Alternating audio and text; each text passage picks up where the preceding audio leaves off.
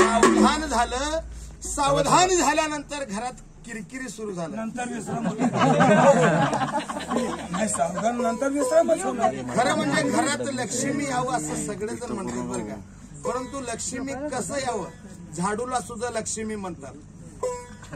झाडूला लक्ष्मी म्हणतात. पैशाला सुद्धा लक्ष्मी म्हणतात. का तुमच्याकडे 2000 नोटलाच म्हणतात? तसं का नाही ना. इथं नवीन लग्न झाली आणि नवीन लग्न झाल्यानंतर घरात बायको आली आणि बायकोला काय म्हणले सगळेजण? घरात लक्ष्मी म्हणजे संतुष्ट स्त्री ही घराची लक्ष्मी. लक्ष्मीच्या रूपानं आली आणि 6 महिन्यानं धावून गेली सासू सासऱ्यावर आणि नवऱ्याच्या कानात फुंकारली, होय होय.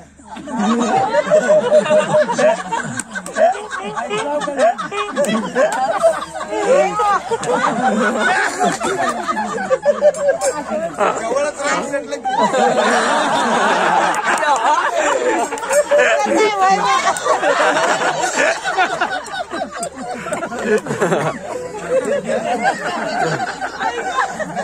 आमच्याकडचं सांगू नका बरं का.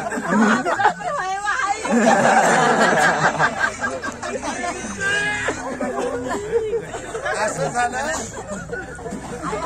सगळे काय विचारली विचारून नवऱ्याच्या कानात फुंकारले, व्हाय वा. असं करायचं. आम्ही सोलापूरला जायचं राहायचं. आई बाप इथंच राहू दे म्हणून. यांचं नाही बरं का आपल्याकडे. सारखं ते तिथं ठेवून तिथं चालू म्हणजे अवघड. म्हणून लग्न झालं. 6 महिन्यानंतर सगळं व्यवस्थित चाललं आणि 7व्या महिने असं घटना घडली. माझं सुद्धा मातृभाषा कन्नडच आहे. उठता बसता कन्नड आहे, समजून घ्या. म्हणून रोज सासूबाई अंगण झाडायचे आणि झाडता झाडता त्यावेळी त्या मुलाला दिसलं 4-5 वेळा माझी आई झाडू मारते. मुलगा बघितला पाठ पाठ उठून माझं मुलगाचं झाडू मारताय असं म्हणला.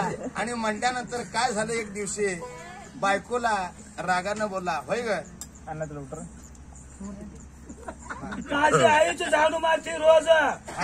काय करते? तुला कशाला आणलंय सावधान करून? पुढं सावधान व्हायचंय. पुढं शाळा आहे, वाहने सावकाश चालवा.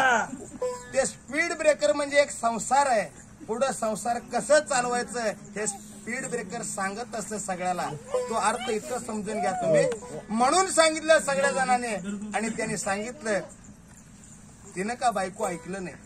नंतर रात्री असं झालं, एक दिवशी रात्री नवऱ्यानं सांगितलं आईला. 11 वाजता उठला.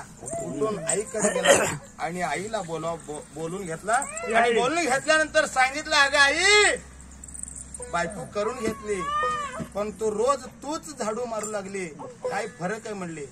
आणि तिला कशाला आणलो? संसारामध्ये कुणी तसं करायचं नाही. हे हाल चिंचोळीचं आजचेगावचं गोंधळ पार्टी म्हणजे असं काय नाही. तुम्ही सुधारण्यासाठी हे चालू आहे. सगळ्याच्या घरामध्ये काय चालू आहे हे मी सांगते, तेवढं लक्षात घ्या. आणि आता पुढं तरी सुधरा हे सांगायचं. इथलं नाही, आपल्याकडे सांगतो सारखं मी, समजून घ्या. म्हणून इथं सांगणार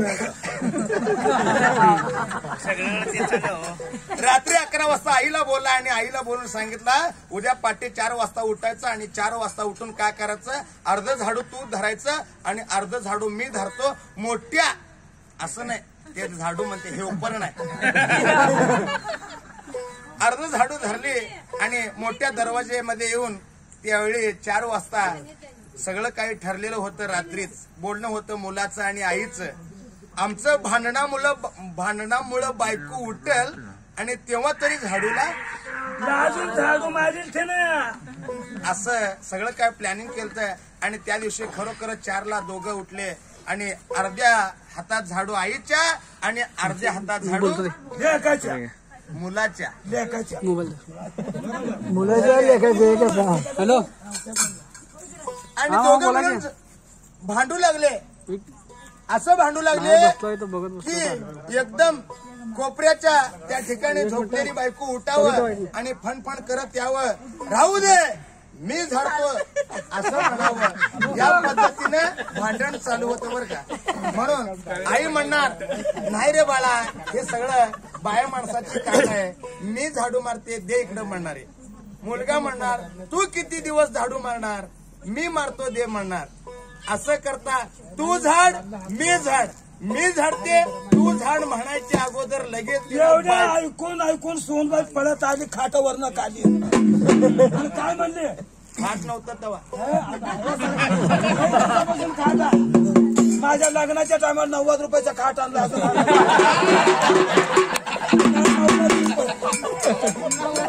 गंगेश स्टील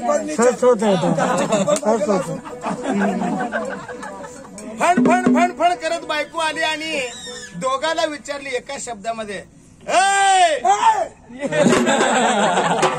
कशाला भांडू लागला दोघ जण म्हणली. बघ ना रोज आई झाडते आज मी झाडा म्हणू लागला. मुलगा म्हणला बरं का, म्हणजे नवरा म्हणला. आणि त्यावेळी आईने सांगितले बघ ना सुनबाई, हे तर बाय माणसाचं काम आहे. रोज त्यावेळी तू तर झाडत नाही मी तर झाडा, त्याच्यात काय विशेष आहे म्हणली बायको. त्याच्यात काय विशेष नाही, असं करा तू एक दिवस झाडून घे म्हणून.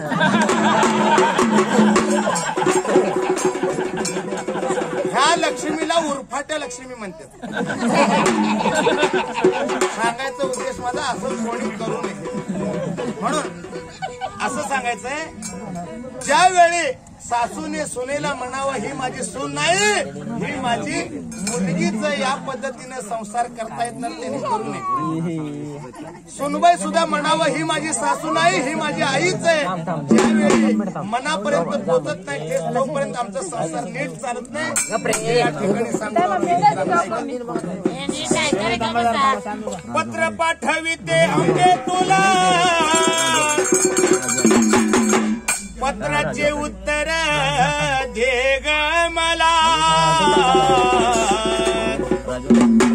पत्र पाठविते आंबे